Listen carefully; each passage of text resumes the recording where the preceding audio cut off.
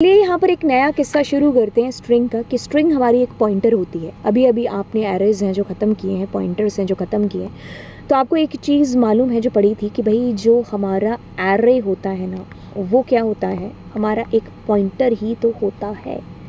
अब अगर बात हो रही है जी स्ट्रिंग की, तो स्ट्रिंग भी तो एक कैरेक्टर एरे ही है ना। जब आपने इसको डिक्लेयर किया, लास्ट वीडियोस की बात कर लें यहाँ पर, अभी जो लास्ट लेक्चर्स हमारे हुए हैं, जैसा कि ये वाला है ना, तो इसके अंदर क्या है, ये हमारा एक एरे ही तो है जिसके अंदर कैरेक्टर्स का कॉम्बिनेशन है। तो अगर एरे एक पॉइंटर है तो स्ट्रिंग भी तो हमारा एक पॉइंटर ही हुआ ना। अब इसकी डेफिनेशन की बात कर लें तो डेफिनेशन कहती है कि store string in memory and assign address is stored in the character pointer str। आपने जैसे ही ये वाली लाइन डिक्लेयर की, मतलब इस कदर इस तरीके से हम अपने स्ट्रिंग पॉइंटर को है जो बनाते हैं, डिक्लेयर करते हैं। अब बात कुछ इस तरीके से होती है कि जैसे ही आपने इसको बनाया तो मेमोरी के अंदर क्या होगा, बेसिकली ऐसे करके ब्लॉक्स हैं जो बन जाएंगे, ये चीज़ आपको पता है।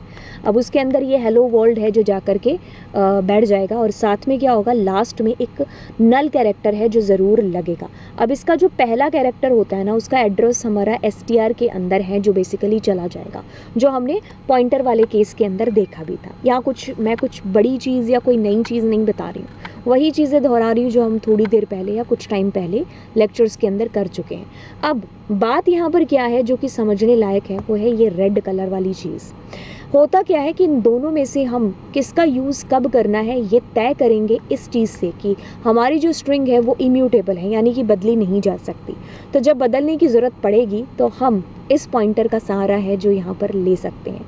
अब बात क्या हो रही है कि जैसे आपने एक स्ट्रिंग पॉइंटर है जो डिक्लेयर किया, मैंने कुछ भी वैल्यू रखी, अब मैंने एक एरे है जो यहाँ पर स्ट्रिंग का डिक्लेयर किया। अब दोनों में अंतर कहाँ आ जाता है, चलिए दौड़ते हैं। तो सबसे पहले हम पहली लाइन का मतलब है जो यहाँ पर, ठीक है, तो मैंने दोनों को यहाँ पर लिख लिया। तो सबसे पहले हम जो है पहली लाइन, इसका मतलब है जो यहाँ पर जानेंगे। ये पहली लाइन के अंदर मैंने कुछ चीज़ है जो लिखी है। अब मैं क्या करती हूँ, पुट्स का यूज़ करती हूँ, ऐसे STR को प्रिंट करा देती हूँ। ठीक है, तो अब मैं क्या करती हूँ, इस STR के अंदर कुछ और वैल्यू है जो डाल देती हूँ। जैसे मैंने लवजीत अपना नाम डाल दिया। अब मैं पुट्स कर रही हूँ इसके अंदर, और इसी स्ट्रिंग को दोबारा प्रिंट है जो करा देती हूँ। अब मैं क्या करती हूँ, इसको सेव करके हम टर्मिनल पर चलते हैं। तो देखिए आपके पास में बदलने से पहले और बदलने के बाद की दोनों वैल्यू आपके पास में आ गई। ठीक है, अब हम चलिए इस किस्से को करते हैं यहाँ पर। तो देखिए अभी मैंने इसको रन भी नहीं किया है, लेकिन सी का कंपाइलर यहाँ पर आपको एक एरर दे रहा है।